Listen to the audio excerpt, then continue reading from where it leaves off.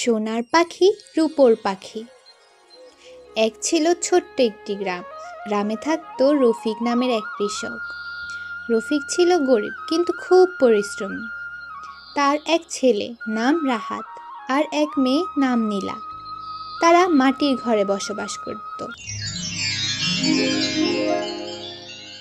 রফিক ভোরে কাজ করতে যেত আর রাহাত এবং নীলা বাবাকে সাহায্য করত।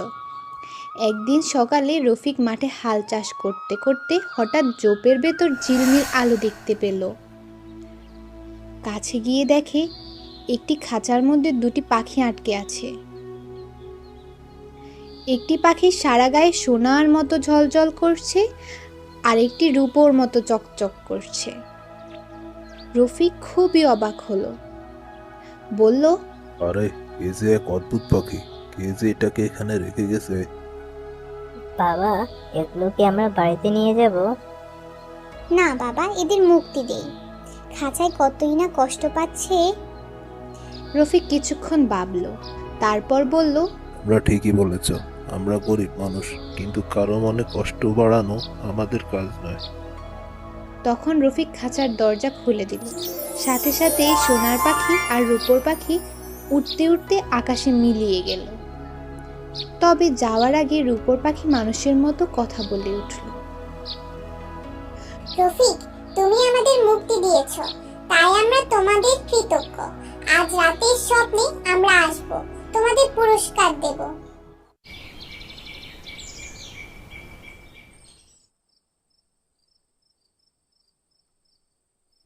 সে রাতে রফিক ঘুমোতেই স্বপ্ন দেখে সোনার পাখি এসে বলছে, কাল সকালবেলা তোমার মাঠে গিয়ে লাঙ্গল দেবে।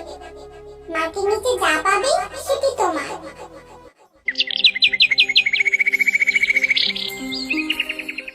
ভোরে রফিক ছেলে মেয়েকে নিয়ে মাঠে যায়। তারা লাঙ্গল চালাতেই মাটির নিচ থেকে বেরিয়ে এলো এক মাটির হাঁড়ি। হাঁড়ির ভেতর ভরে আছে সোনা ও রূপার মুদ্রা। রাহাত খুশি হয়ে বলে, বাবা, আমরা তো ধনী হয়ে গেলাম। এখন আমরা গ্রামের মানুষদেরও সাহায্য করতে পারবো। হ্যাঁ বাচ্চারা, কিন্তু মনে রেখো, আমরা যেন লোভী না হই। সোনার পাখি আর রূপার পাখি আমাদের পরীক্ষা করেছিল, আমরা সৎ দেখেছি, তাই আশীর্বাদও পেয়েছি। এরপর থেকে রফিক আর তার সন্তানেরা সবার পাশে দাঁড়াতে শুরু করলো।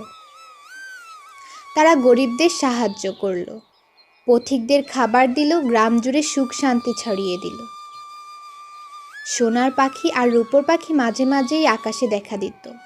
তাদের সোনালি রূপালি ডানা ঝলমল করত। গ্রামের শিশুরা খুশি হয়ে হাত নেড়ে নেড়ে ডাকত, সোনার পাখি, রূপোর পাখি, আবার এসো। পাখিরা মিষ্টি সুরে গান গাইত, যেন বলতো, যে সৎ থাকে ভাগ্য তার পাশে থাকে। এভাবেই রফিক, রাহাত ও নীলা সুখে শান্তিতে থাকতে লাগলো। শিক্ষা: দয়া ও সততা শেষ পর্যন্ত মানুষকে সুখ ও সমৃদ্ধি এনে দেয়।